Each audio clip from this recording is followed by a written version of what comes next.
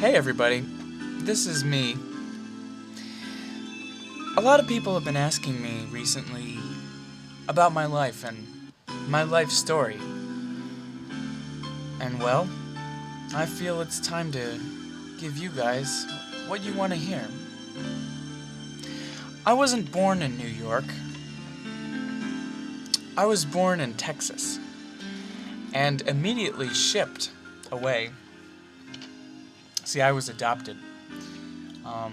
What I have, in fact, contacted my original parents or that is to say my birth parents, and, it wasn't a case of abandonment so much as they just couldn't take care of me, and, I don't know my mother, and my father's gone, but I feel I have no animosity toward her because I was raised by very good people.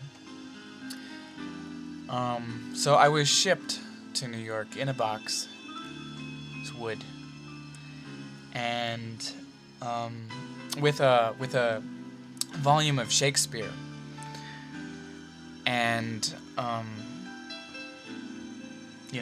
enough egg yolks to get by. Like I said, I was raised in New York, in Buffalo, and Buffalo's a very cold state. Or it's not a state, it's a very cold city. Anyone who lives in Buffalo, we get snow at the beginning of October most of the time. Because, it's the lake effect weather, and it's just, and every year it gets worse. I remember walking outside and having everything just be coated in ice, and they still didn't cancel school. That just says a lot about the educational system in New York in general, though.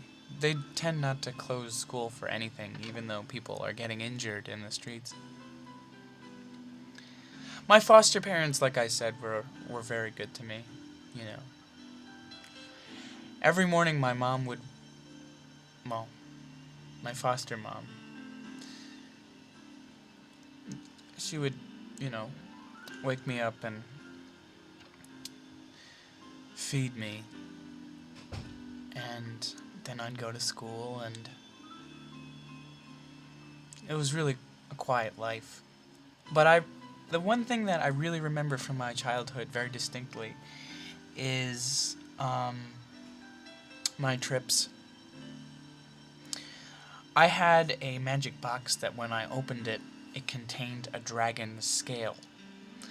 And I and my sister, who was also adopted, we would put our hands on the scale, which was very iridescent. It was very rainbowish. And we would, recite these magic words. See, it was a dragon scale that I got for my birthday because I liked dragons so much. In fact, I liked them so much that we had dragon wallpaper. And so when we put our hands on the scale, if you hit me one more fucking time, I'm gonna fucking kill you.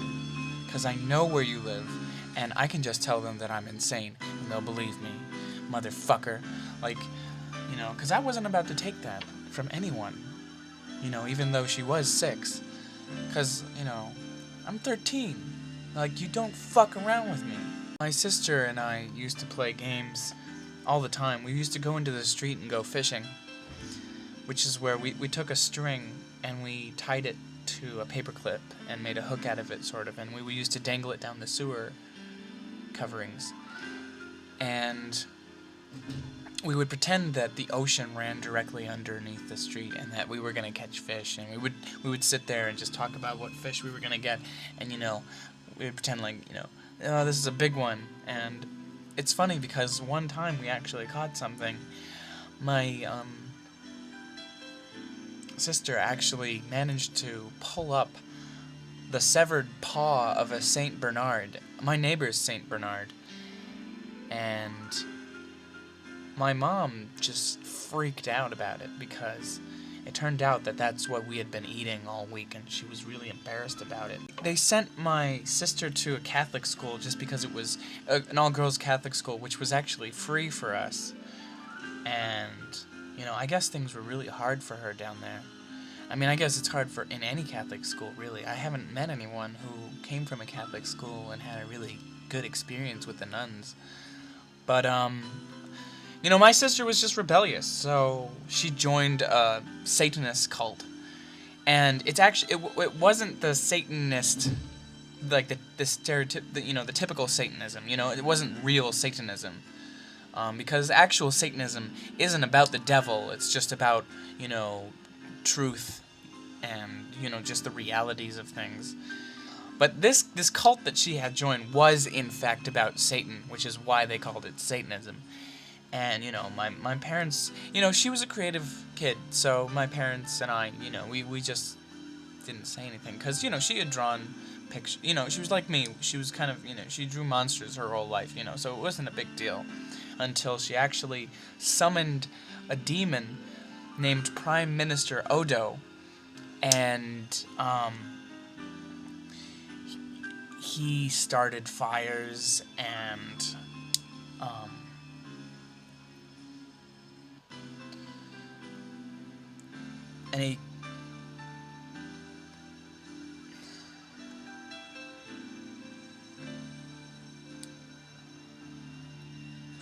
he ate my left testicle.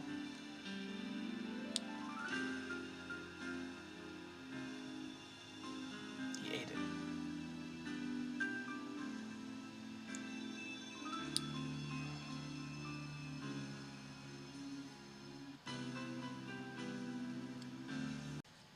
My father was a very kind man. He never hurt us or anything. He really nurtured, our sense of creativity. And, he was always joking, you could never, get him to say anything serious, he's one of those guys. He's really, really, so kind. But, so, when he told us that he was a robot, we all thought he was kidding, and we thought it was sort of like a joke. I mean, it wasn't very funny, but it was, we didn't take him very seriously. And then he tried to replace one of his batteries because he said he had a faulty system malfunction. And he disemboweled himself with a pair of scissors and a screwdriver right in the living room on Easter morning.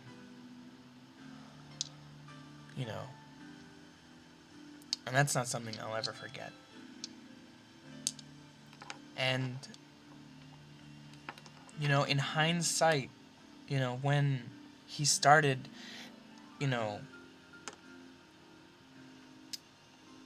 wiring microchips under his skin, we probably should have, gotten him checked out. But, we couldn't afford it, and we thought it was a joke. I did, anyway. I have never met anyone who has said that they have lost their virginity to chickens. But, my neighbor had chickens, and I would just, when I would get home, I would go to my room and do my homework, and then just open the window and watch them, and I just thought they were very sexy. And, there are a lot of people that are against zoophilia in the sense that they think that, because the argument is that we're taking advantage of animals because they don't know any better, or, how can they possibly feel pleasure from a human mate? But, what do they know? Because, the rooster wasn't having any of it. But the hens, Mrs. Clark, the head hen, I was going to marry her, I was going to marry her at age 9. And, when my neighbor found us, she just snapped her neck on the spot and hit me with a shovel and told me that I needed to leave. And the next day, all the chickens were somewhere else. I could hear them, but I didn't know where they were. Everyone makes mistakes. I have a girlfriend.